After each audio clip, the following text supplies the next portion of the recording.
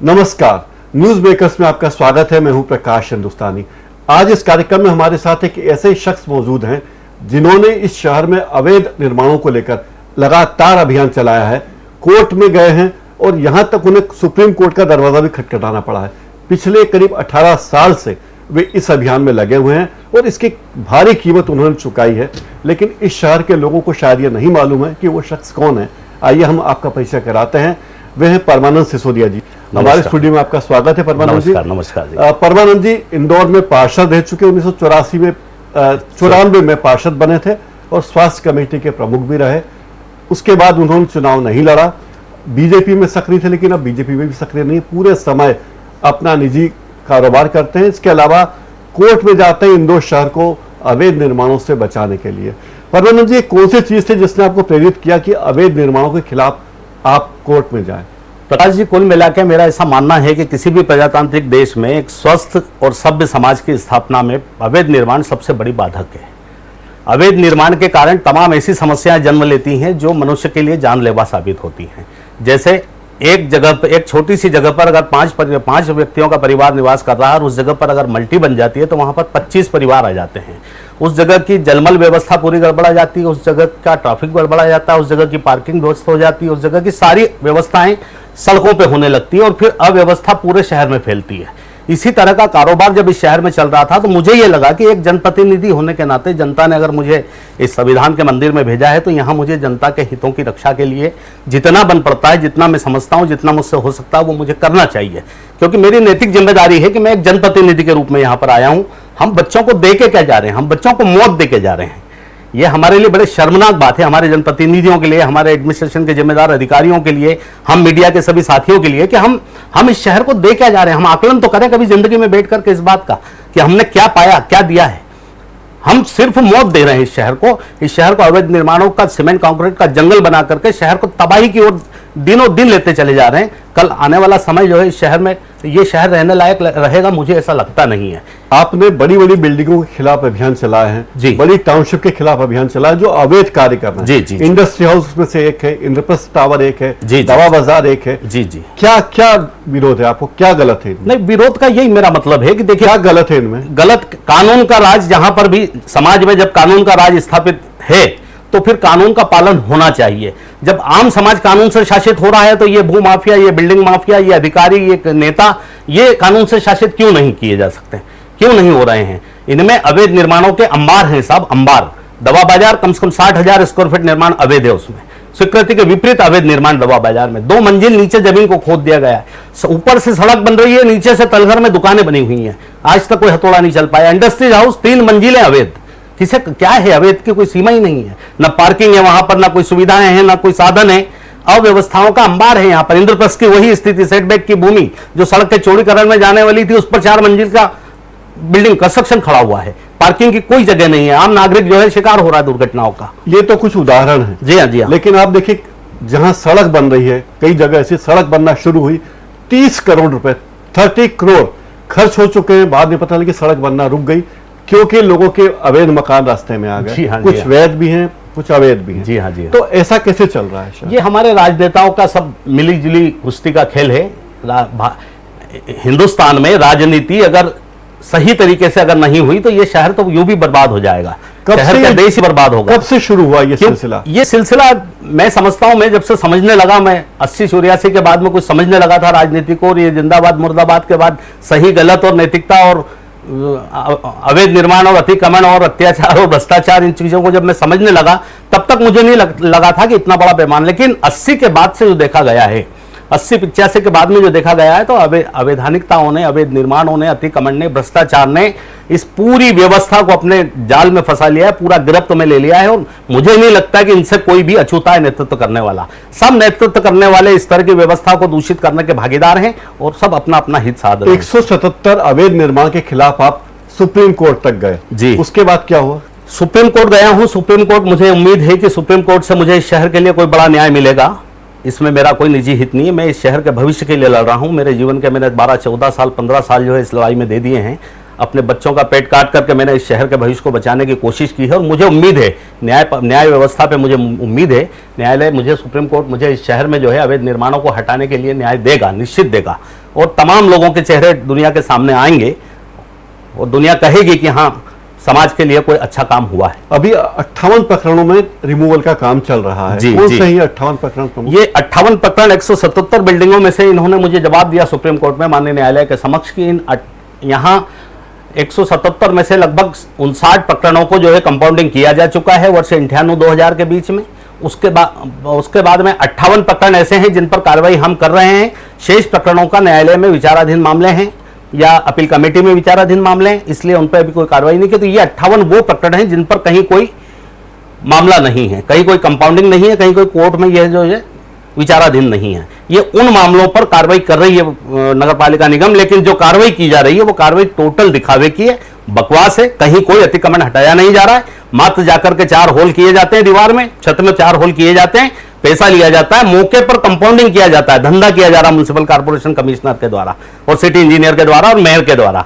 मौके पर जाते हैं रिमूवल के नाम पर, वहां पर धंधा करते हैं। ये कहते हैं कि चलो हम कंपाउंडिंग कर देते हैं। अब अवैध निर्माण को यदि कंपाउंडिंग होने लग जाएगा तो कल राजबाड़ा के सामने के उद्यान में कोई भी धनीपति माफिया आकर के अपनी बिल्डिंग बना लेगा, आप कंपाउंडिंग कर देंगे क्या? जनहित कहां जाएगा? समाज कहां जाएगा? कानून का कैसे पालन होगा? 10%, मात्र 10% जो है स्वीकृत क्षेत्र का मात्र 10% कंपाउंडिंग करने का अधिकार है नगरपालिका आप निगम। इतनी लंबी लड़ाई लड़ रहे हैं तो मीडिया में तो कहीं आपको महत्व मिलता ही नहीं है, क्या कारण? पता नहीं मीडिया के लोगों के काम करने का तरीका क्या है। मेरी उनसे कोई शिकवा शिकायत नहीं है, मुझे कोई स्थान नहीं देते हैं, मुझे नहीं बता पाते हैं, मेरे संघर्ष को समाज के बीच में नहीं ले जा पाते हैं, मुझे इसकी भी कोई शिकायत नहीं है, क्योंकि मैं नाम के लिए काम नहीं कर रहा हूं। लेकिन मुझे ऐसा लगता है कि इसमें मीडिया के लोग भी कहीं ना कहीं दबाव में, प्रभाव में या लालच में सही बात को जनता तक नहीं पहुंचाते हैं। यानी मीडिया या तो दबाव में है या प्रभाव में या लालच में। बिल्कुल बिल्कुल, इसके अलावा कोई कारण नहीं हो सकता। वो कई दबाव, लोग तो प्रभाव आरोप और- लगाते हैं कि आप जैसे कई लोग PIL लगाते हैं, सूचना के अधिकार का उपयोग करते हैं जी जी। और बाद में अपनी शिकायत वापस ले लेते हैं। मुझे बताइए, सूचना का अधिकार देश में बना है तो किसके लिए बना है? आम नागरिक के लिए बना है ना। मैं इस देश का एक जिम्मेदार नागरिक हूं। मेरी ड्यूटी, यदि मैं समझता हूं कि कहीं पर अवैधानिकता हो रही है तो मेरी जिम्मेदारी, नैतिक जिम्मेदारी है कि मैं उस अवैधानिकता के खिलाफ जो है रोक लगाऊं, उसके खिलाफ आवाज उठाऊं। लेकिन सेटलमेंट के बाद आप कई लोग रुक जाते हैं। नहीं, ऐसे कुछ प्रकरण हो तो उनको ले जाकर के सीधे न्यायालय में खड़ा करना चाहिए। ये व्यवस्था करती क्या है? इतना बड़ा एडमिनिस्ट्रेशन, इतनी बड़ी सरकार, इतने सारे कर्मचारी, इतनी सारी फौज, इतने सारे साधन, ये करते क्या है? ऐसे लोगों को नंगा किया जाना चाहिए, ले जाना चाहिए कोर्ट में, उनको सामने ले जाकर के बताया जाना चाहिए कोर्टों के सामने कि ये ब्लैकमेलर है, ये बदमाश है। क्यों ना मेरे खिलाफ कोई भी निकलता है बाहर और जाकर के क्यों ना धौंस कर दी जाती है, कहीं धमकी दी जाती है कुछ? धमकी धौंस का तो प्रकाश जी ये हालत है कि इस शहर में, ये शहर जो है माफियाओं की गिरफ्त में आ गया है और इस शहर में असामाजिक तत्वों के माध्यम से जो है मुझ जैसे लोगों को सिर्फ धौंस नहीं, मुझे पत्र लिखे जाते हैं, धमकाया जाता है, फोन पर धमकाया जाता है, तेरे बच्चों को मार देंगे, तेरी बीबी वहां से निकलती है, तेरी बेटी वहां पढ़ती है। इस तरह गुमनाम फोन करके मुझे धमकाने की पिछले 12-15 सालों में खूब कोशिशें हुई हैं, लेकिन मुझे कोई फर्क नहीं पड़ता। इसका मतलब ये नहीं कि इनकी बेईमानों की धौंस से डर करके मैं अपने नैतिक दायित्व को भूल जाऊं। नहीं, यदि इस काम को करते हुए मुझे अपने प्राणों की आहुति देना पड़ी तो मुझे प्रसन्नता होगी। मुझे कोई फर्क नहीं पड़ता इस तरह की धौंस से, क्योंकि मैं ठीक हूं, सच्चाई की लड़ाई लड़ रहा हूं, मैं न्याय की लड़ाई लड़ रहा हूं और उसमें यदि मुझे कहीं कोई कुछ खोना पड़ता है तो ठीक है। आपका कारोबार क्या है जिससे आपको गुजारा चलता है और आप ये सब केस लड़ पा रहे हैं? कारोबार से तो मैं मजदूर आदमी हूं। मैं भवन निर्माण के क्षेत्र में जो है, बिल्डिंग बनाने के क्षेत्र में भवन लेबर कॉन्ट्रैक्टर के रूप में जो है इस शहर में काम करता रहा हूं और आज भी मैं वही काम करता हूं। मैं मजदूरी करता हूं और अपनी जीविका चलाता हूं। मेरे पास इस शहर में कहीं कोई प्रॉपर्टी नहीं है, इस देश में कहीं कोई प्रॉपर्टी नहीं है। अभी जो है सिटी इंजीनियर साहब ने सुप्रीम कोर्ट में, कमिश्नर साहब ने और सिटी इंजीनियर साहब ने यह आरोप लगाया कि परमानंद सिसोदिया खुद अवैध निर्माण में रहता है, उसका मकान खुद का गलत है, वो खुद गलत काम करता है। ये बात उन्होंने कही। मैंने शपथ पत्र के साथ में वहां पर कहा है कि मेरे नाम, मेरी पत्नी के नाम, मेरे बच्चों के नाम, यदि इस शहर में ही नहीं पूरे मध्य प्रदेश में और बल्कि पूरे देश में कहीं 1 स्क्वायर फीट भी अवैध निर्माण हो, एक बंगला भी हो, एक मकान भी हो, एक कमरे का, तो वो माननीय न्यायालय जो है चाहे तो उसको नीलाम कर दे या जब्त कर ले। मेरे पास कुछ नहीं है भाई, मैं तो लड़ने वाला आदमी हूं, मुझे आवश्यकता भी नहीं है बहुत कुछ होने की। क्या करना है, क्या करूंगा? बीजेपी में थे आप जी, फिर आप उमा भारती जी के साथ उनकी पार्टी में चले गए। जी जी जी। तो अब आप उमा जी का साथ छोड़ चुके? मैं सभी का साथ छोड़ चुका, क्योंकि मुझे ऐसा लगा, राजनीति में काम करने के बाद में मुझे ऐसा लगा कि मैं जिस उद्देश्य को लेकर के समाज की सेवा के लिए आया था, राजनीति वो प्लेटफॉर्म तो है ही नहीं। राजनीति में समाज की सेवा, देश की सेवा कतई नहीं होती है। राजनीति में मैंने ये बहुत करीब से पाया है कि राजनीति में सिर्फ निजी काम निजी हित, निजी प्रॉपर्टी, निजी संपत्ति ईजाद करने के लिए, इकट्ठी करने के लिए, अकूट संपत्ति इकट्ठी करना है, यदि किसी को हैवान अगर बनना है उसको, तो राजनीति में जाकर के काम करना चाहिए। इसलिए मुझे वो जीवन ठीक नहीं लगा, इसलिए मैंने पलायन कर लिया। और मैं जीवन में कभी भी नहीं चाहूंगा कि मुझे ईश्वर कभी दोबारा इस तरह की गंदी व्यवस्था में भेजे। राजनीतिज्ञों से इतनी नफरत आपको क्यों है? इसलिए से नहीं है इतनी। इसलिए कि जिम्मेदारी राजनीतिज्ञों की है एडमिनिस्ट्रेशन से काम लेना। क्यों जनता चुन करके जनप्रतिनिधि को क्यों भेज रही है? इसलिए कि वो उन्हें ये विश्वास है कि ये हमारा प्रतिनिधि जाकर के बेईमान अफसरों को ठीक करेगा, गलत कामों को रोकवाएगा, वहां पर अधिकारी को कहेगा कि तुम ये ड्यूटी है तुम्हारी, तुमने इस संवैधानिक काम को होने कैसे दिया। लेकिन यहां तो अनपढ़ अनाड़ी गंवार जैसे लोग जा रहे हैं जनता के हाथों चुन करके। वहां जाकर के वो क्या करते हैं? वहां जाकर के वो अपने सौदे करते हैं। एक अधिकारी 10 लाख रुपए की घूस ले रहा है किसी बिल्डर से, तो उसमें से 50,000 रुपया एक जनप्रतिनिधि उठा लेता है और चुप हो जाता है, उसको पता ही नहीं है। तो मैंने तो यह पाया है कि आज की व्यवस्था में जितने जनप्रतिनिधि हमारे हैं, उनमें से अधिकांश लोग, एक उपमा दी है उनको मैंने कि ये कसाई के कुत्ते हैं, हड्डी चूस रहे हैं और अपनी दाढ़ से खून निकल रहा है, उसमें इनको लग रहा है कि हड्डी में से बहुत खून निकल रहा है। ये देश को बेच रहे हैं, ये समाज की भावनाओं को बेच रहे हैं, ये जनता की भावनाओं को बेच रहे हैं। इसलिए मुझे नफरत है, ये गलत है, ये ठीक नहीं है। ये अपने बच्चों को मौत देके जा रहे हैं, ये क्या करेंगे दौलत का? क्या होगा इससे? तो इंदौर का क्या भविष्य देखते हैं आप? मुझे तो इंदौर का भविष्य बहुत अंधकारमय लगता है प्रकाश जी। मैं इस बात से बहुत चिंतित हूं। मैं कभी तो मैं रात को सो नहीं पाता हूं, इतना चिंतित हूं कि ये शहर शबे मालवा कहलाने वाला ये शहर, किसी जमाने में नौलखा क्षेत्र में 9 लाख पेड़ हुआ करते थे साहब। इस शहर का पर्यावरण इतना शुद्ध और इतना सुगंधित था कि इस शहर में छुट्टियां मनाने के लिए लोग आते थे साहब। बंबई से, दिल्ली से, कलकत्ता से लोग अपने रिश्तेदारों के यहां पर छुट्टियां मनाने आते थे गर्मियों की, अपने बच्चों को लेकर के। आज उस शहर का तापमान, उस शहर का पर्यावरण, उस शहर की पार्किंग व्यवस्था, उस शहर की गंदगी, उस शहर के वातावरण, क्या हालत हो गई है इस शहर की। मुझे लगता है आने वाले 10 सालों में यह शहर सभ्य मनुष्यों के रहने के लायक तो शायद नहीं बचेगा, अगर राजनेताओं का यही ढर्रा आगे चलता रहा और अगर अधिकारियों ने इसी तरह से अपनी नालायकी को जो है सिद्ध करते रहे और इसी तरह की लूट खसोट में, भ्रष्टाचार में डूबे रहे। शायद मुझे नहीं लगता है कि 10 वर्ष बाद इस शहर में कोई रहने के लायक जगह रहे। आप बड़े निराशावादी, शहर तो बड़ा अच्छा बन रहा, BRTS बन रही, सुपर कॉरिडोर बन रहा, बाईपास बन रहा, रिंग रोड बन रहा, बड़ी बड़ी बिल्डिंगें बन रही, क्या हो रहा है? TCS और इंफोसिस आ रही है, क्या हो रहा है इससे? 25 लाख से कम का फ्लैट नहीं मिल रहा है शहर में, कितना अच्छा हो रहा है। अरे साहब देखिए, ये बूम है, ये फुगारा है, ये बैलून सजा करके ऊपर दिखा रखा है, एक छोटी सी पिन लगेगी, सारा हवा में निकल जाएगा। ये सारा इंफ्रास्ट्रक्चर किस लिए? मनुष्य के लिए ना, इंसान के लिए ना। तो इंसान को जीने की व्यवस्था तो इस शहर में है ही नहीं। सड़क पे गंदा पानी बहता है, ड्रेनेज मैला उगलती है, सड़क पे कचरे के ढेर पड़े रहते हैं, गाय ढोर सड़कों पे खड़े रहते हैं, सुअर घूम रहे हैं, ऑटो रिक्शा अवैध चल रहे हैं, परमिट छोटी बसें चल रही हैं, सब गुंडे दादा पहलवानों के सारे कारोबार चल रहे हैं, कोई कब्जा कर रहा है, कोई हटा रहा है, अवैध निर्माण के अंबार लगे हुए हैं, पार्किंग की जगह नहीं है, आम नागरिक रोता फिर रहा है, भटक रहा है। पुलिस वाला आता है, कहीं बाजार जाके खड़ा होता है आम नागरिक, पुलिस वाला आता है, 300 रुपए की पुलिस चिपकी चला के चला जाता है। क्या है ये व्यवस्था है क्या? इंफोसिस के और इन कंपनियों के आ जाने से इन व्यवस्था में क्या सुधार हो जाएगा? ये राजनीतिक षड्यंत्र हैं। इसको जनता आज नहीं समझ रही, लेकिन आने वाले समय में समझेगी।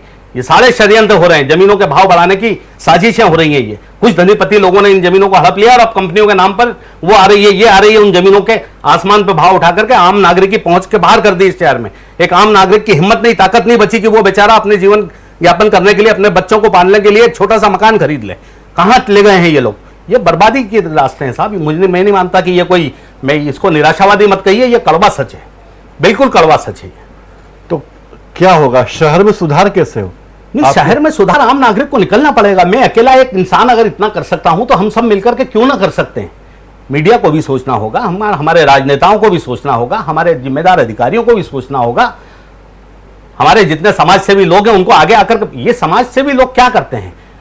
समय समय पे देखा गया, इतनी संस्थाएं, इतने सारे लोग हैं, किसी का सम्मान हो रहा है, किसी का वो हो रहा है, किसी का ये हो रहा है, कोई ये आयोजन। अरे इन चीजों का अर्थ क्या है?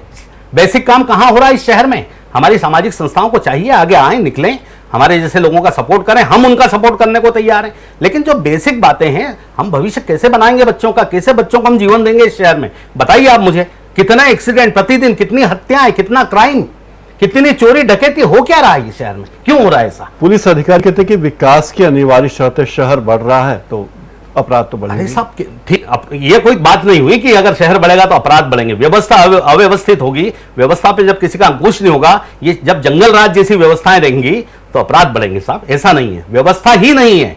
मेरा तो ये मानना है कि शहर में कहीं कानून नाम का कहीं निशान नजर नहीं आता मुझे। कानून से ये शहर नहीं चल रहा है, ये शहर पूरा जंगल राज है यहाँ पर जो है, और ये सोची समझी साजिश के तहत ये सब चल रहा है। कौन कर रहे हैं साजिश? करने वाले लोग सरकार के लोग हैं, सत्ता के राजनेता हैं, प्रशासन में बैठे जिम्मेदार अधिकारी हैं, आईएएस आईपीएस लेवल के लोग हैं, मिले हुए कुछ लोग धनीपति लोग हैं, शहर के जो करोड़पति अरबपति लोग हैं, जिनके पास दौलत है वो लोग हैं। ये सब मिल करके ये सब मिले हुए हैं और ये जानते समझते हुए ये प्लान से जो इस शहर को तबाह कर रहे हैं। ये ठीक नहीं है, ये बर्बाद हो रहा है शहर। इस लड़ाई का क्या अंजाम आप पाते हैं? देखिए, अंजाम तो क्या होगा, जो भी होगा वो सुप्रीम कोर्ट से मेरे निर्णय के आने के बाद मुझे कुछ समझने का मौका मिलेगा, मैं समझ पाऊंगा कि क्या मैंने स्थिति सुना बनेगी। सुप्रीम कोर्ट में भी कोर्ट को बरगलाने की कोशिश की जाती है। हाँ, की जाती होगी, लेकिन मेरे अनुभव में अभी तक ऐसा नहीं आया है। की जाती होगी, मैंने भी ये सुना है। माननीय न्यायालय के सामने सही तथ्य नहीं रखे जाते। हाँ, बिल्कुल ठीक बात है। सामने वाले पक्ष जो है, जिसके खिलाफ हम गए हैं, उन्होंने कभी सही तथ्य नहीं रखा, ये मेरा अनुभव रहा है। नगर पालिका निगम ने और राज्य शासन ने अपना सही तथ्य कभी रखा ही नहीं। उन्होंने तो कह दिया कि इन सब बिल्डिंगों को जो है कंपाउंडिंग कर दिया है। इतना सफेद झूठ अगर सुप्रीम कोर्ट के सामने भी एक कमिश्नर लेवल का और एक सी लेवल का आदमी बोलता है, तो ऐसे लोगों को इस पदों पे रहने की क्या हक है? अच्छा, जितने भी इस शहर के नगर निगम में जितने अवैध मतलब निर्माणों से जुड़े हुए लोग, जनकार्य विभाग का बिल्डिंग शाखा का जो अमला है, वो सारा की सारा करप्ट और पूरा भ्रष्ट और पूरा जो है माफियाओं की गिरफ्त में बंद है, गिरफ्त में, पूरी तरह से गिरफ्त में है।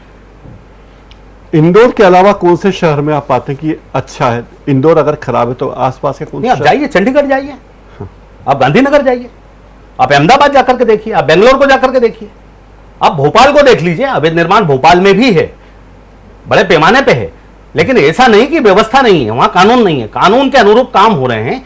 10% करने का छूट, चोरी करने की आपको छूट जो है, आजादी जो है सरकार ने दी है कि आप 10% अगर अधिक बना लेते हैं तो उसको हम कंपाउंडिंग कर देंगे। आपको आश्चर्य होगा प्रकाश जी, मैं आपके लिए एक पेपर लाया हूं, एक कागज लाया हूं। मैं आपको एक बात ये बता देना चाहता हूं कि मैंने अब तक अपने जीवन में जिस किसी भी निर्माण के खिलाफ अंगुली उठाई है तो उसके मेरे पास सारे प्रमाण हुए हैं, तब मैंने अंगुली उठाई है। मैंने बिना प्रमाण के आज तक इस शहर में कभी अपने मुंह से एक शब्द नहीं निकाला। मैं आपके सामने आज जो बात कहने जा रहा हूं उसका भी मेरे पास प्रमाण है।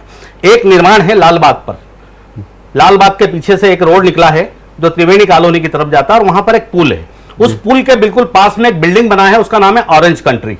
ऑरेंज कंट्री नाम की इस बिल्डिंग को जो है म्युनिसिपल कॉर्पोरेशन उसके नक्शे पे स्वीकृति देती है। 1,17,515 स्क्वायर फीट का निर्माण स्वीकृत करती है। उसके सारे डॉक्यूमेंट्स हैं, सारे पेपर हैं, उसके नक्शे हैं, उसके सारे रिकॉर्ड हैं।